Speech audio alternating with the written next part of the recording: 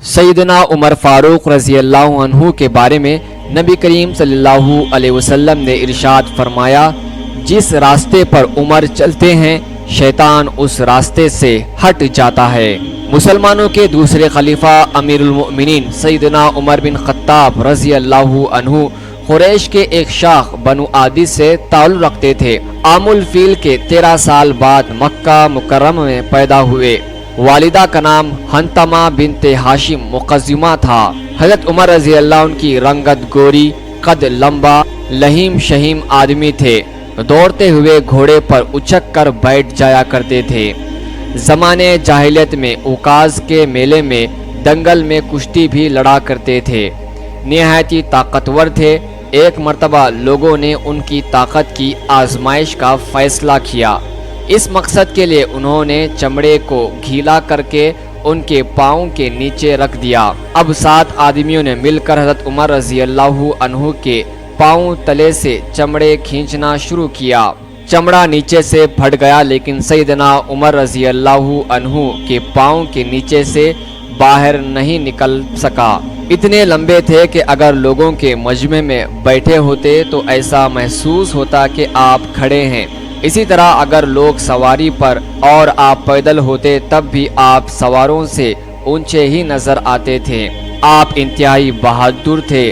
अरब के निहायत ही समझदार और ज़हीन लोगों में उनका शुमार होता था। अगर किसी जगह सिफारिश भिजवा देते तो उन्हीं को भेजा जाता था। कुरैश के तरह वो भी तिजारत पेशा करते थे और शाम के इलाके में बग़र्ज़ तिजारत जाया करते थे। इनके वालिद बड़े सख्त मिजाज थे। आप बचपन में ऊँट भी चराया करते थे।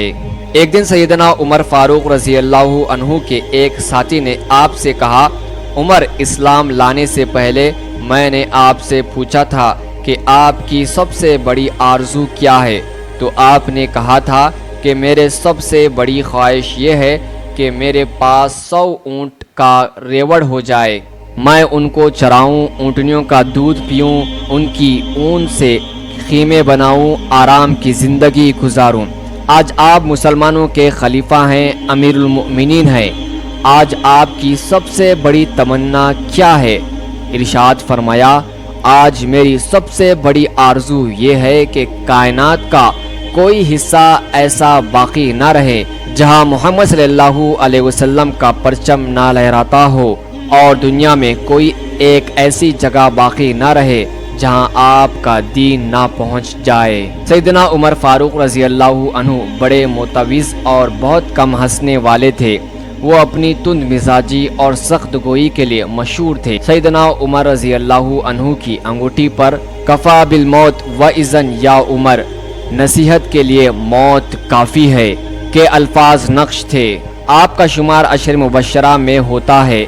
आपको मुतअद्दिद मौक़ों पर अल्लाह के रसूल सल्लल्लाहु अलैहि वसल्लम ने जन्नत की बशारत सुनाई। रसूलुल्लाह सल्लल्लाहु अलैहि वसल्लम का इरशाद मुबारक है, अगर मेरे बाद कोई नबी होता तो वो उमर बिन खत्ताब होता।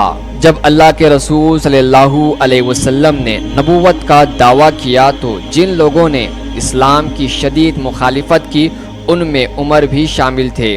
वो मुसलमानों और अल्लाह के रसूल सल्लल्लाहु अलैहि वसल्लम के सख्त दुश्मन थे।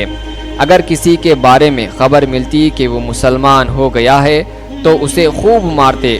उनके कबीले बनु आदि की एक लौंडी मुसलमान हो गई। उसे इस कदर मारते थे कि मारते मारते थक जाते और उस लौंडी से कहते, मैंने तुझे मुरुव्वत की वजह से नहीं छोड़ा बल्कि सिर्फ थक जाने की वजह से छोड़ा है। मुसलमानों ने तवील अरसे तक उनके हाथों तरह तरह की सख्तियां झेली थी। वो आबा उजदाद की इजाज़त करदा रस्मों का बड़ा एहतराम करते थे। शराब और लहू लहाब के दिल दादा थे।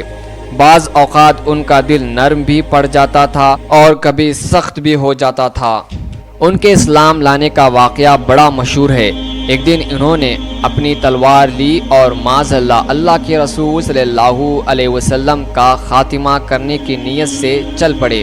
अभी रास्ते ही में थे कि उनकी मुलाकात बनु आदि यानी बनु ज़हरा के एक शख्स से हो गई। सीरत निगारों ने उनका नाम नईम बिन अब्दुल्ला अदवी लिखा है।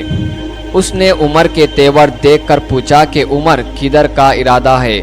جواب دیا کہ محمد صلی اللہ علیہ وسلم کی طرف جا رہا ہوں، وہ قریش کے معبودوں کو برا بھلا کہتا ہے، آج میں اس کا خاتمہ کرنے کا ارادہ رکھتا ہوں۔ اس نے کہا کہ محمد صلی اللہ علیہ وسلم کو قتل کر کے تم بنو ہاشم اور بنو زہرہ سے کیسے بچ سکو گے؟ عمر نے کہا لگتا ہے کہ تو بھی اپنا پچھلا دین چھوڑ کر بے دین ہو چکا ہے۔ اس نے کہا عمر میں تمہیں ایک تعجب کی بات نہ بتاؤں؟ تمہارے بہنوئی سعید اور بہن فاطمہ نے بھی اپنے آبا و اجداد کے دین کو چھوڑ دیا ہے۔ عمر یہ سن کر غصے سے بے قابو ہو گئے۔ اب ان کا رخ اپنی بہن کے گھر کی طرف ہو گیا۔ انہوں نے دروازے پر بڑی زور کی دستک دی۔ اندر سے آواز آئی، کون ہے؟ انہوں نے غصے سے جواب دیا، ابن خطاب۔ گھر کے اندر بہنوئی اور بہن سیدنا خباب بن ارت رضی اللہ عنہ سے قرآن پڑھ رہی تھی۔ عمر کی آواز سنی تو خباب رضی اللہ عنہ گھر کے اندر چھپ گئے۔ بہن نے اٹھ کے دروازہ کھولا۔ عمر نے سخت غصے کے عالم میں کہا، اپنی جان کی دشمن، میں نے سنا ہے کہ تم مسلمان ہو گئی ہو۔ عمر قرآن کی تلاوت کی دھیمی دھیمی آواز سن چکے تھے۔ پوچھا یہ آواز کیسی تھی جو میں نے گھر کے باہر سنی؟ انہوں نے کہا کہ خاص بات نہیں، بس آپس میں باتیں کر رہے تھے۔ کہنے لگے مجھے معلوم ہوا ہے کہ تم دونوں بے دین ہو چکے ہو۔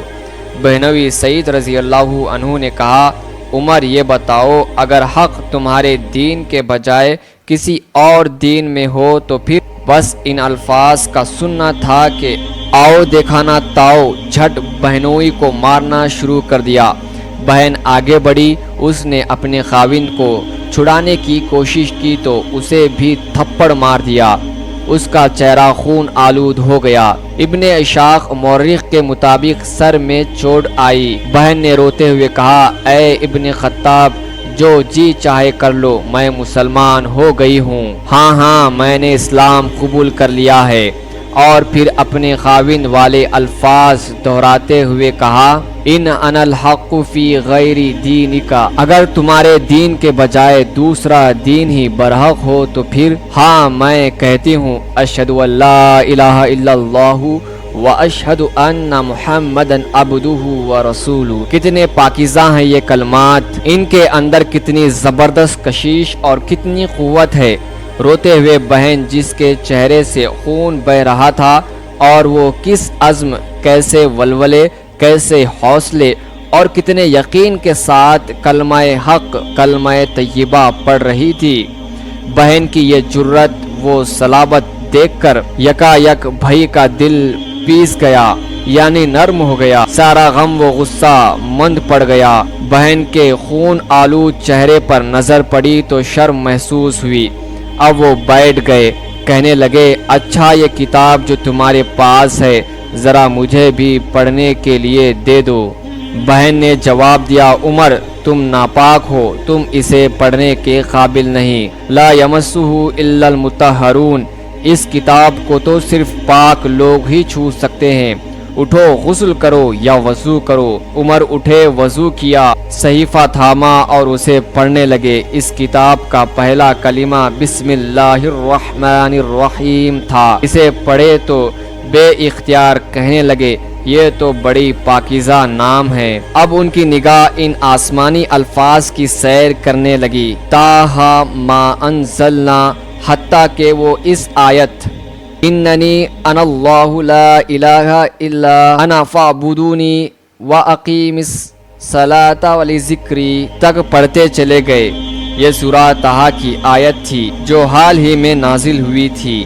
یہ آیت پڑھنے کے بعد ان کے دل کی حالت بدلتے چلے گئی۔ وہ پہلے بھی مسلمانوں کو اپنے ایمان اور عقیدے پر پکا دیکھ کر خوشگوار، حیرت اور مسرت کے ملے جلے جذبات محسوس کرتے تھے۔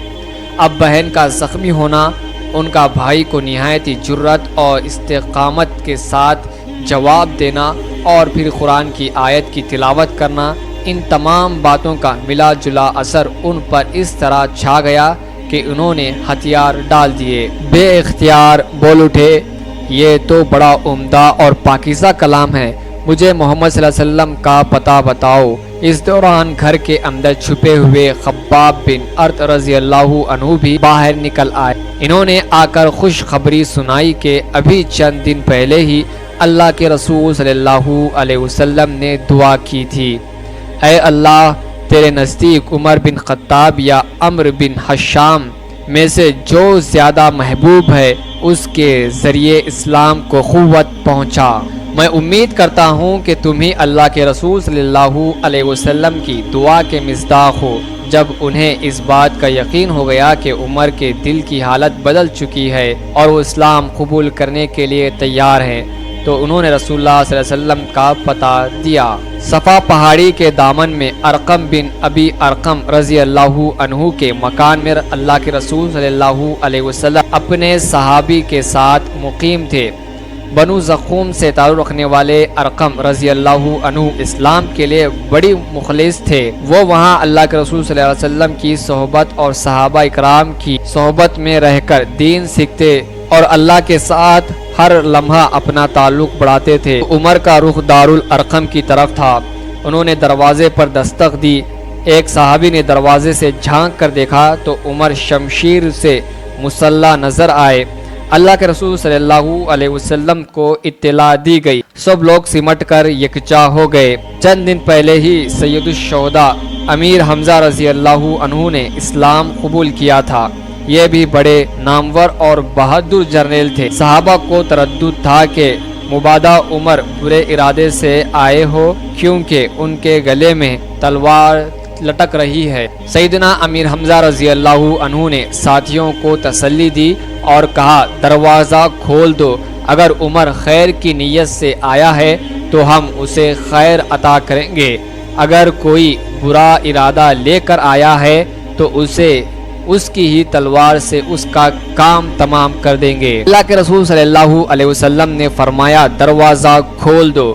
عمر اندر داخل ہوئے تو اللہ کے رسول صلی اللہ علیہ وسلم نے ان کے کپڑے کو پکڑ کر اپنی طرف کھینچا اور ارشاد فرمایا، عمر، کیا تم اس وقت تک باز نہیں آؤ گے جب تک اللہ تعالیٰ تم پر بھی ویسے ہی ذلت و رسوائی اور عبرتناک سزا نازل نہ فرما دے جیسے ولید بن مغیرہ پر نازل ہوئی ہے۔ پھر فرمایا، یا اللہ، یہ عمر بن خطاب ہے، یا اللہ، اسلام کو عمر بن خطاب کے ذریعے قوت و عزت عطا فرما۔ عمر رضی اللہ عنہ نے بے اختیار با آواز بلند کہا، اشہد ان لا الہ الا اللہ و اشہد ان محمدا عبدہ و رسولہ۔ یہ سن کر مسلمانوں نے اتنی زور سے تکبیر کہی کہ اسے مسجد حرام اور چوراہوں پر موجود لوگوں نے بھی سنا۔ اب اللہ کے رسول صلی اللہ علیہ وسلم نے ان کی استقامت کے لیے دعائیں فرمائی۔ سیدنا عمر رضی اللہ عنہ کے اسلام لانے سے کفار کی صفوں میں کوہرام مچ گیا۔ مسلمانوں کو عزت و توقیر ملی، اسلام کی شان و شوکت میں اضافہ ہوا۔ سیدنا عبداللہ بن مسعود رضی اللہ عنہ نے کہا کرتے تھے، جب سے عمر رضی اللہ عنہ نے اسلام قبول کیا، ہم مسلسل عزت و توقیر کے ساتھ رہے۔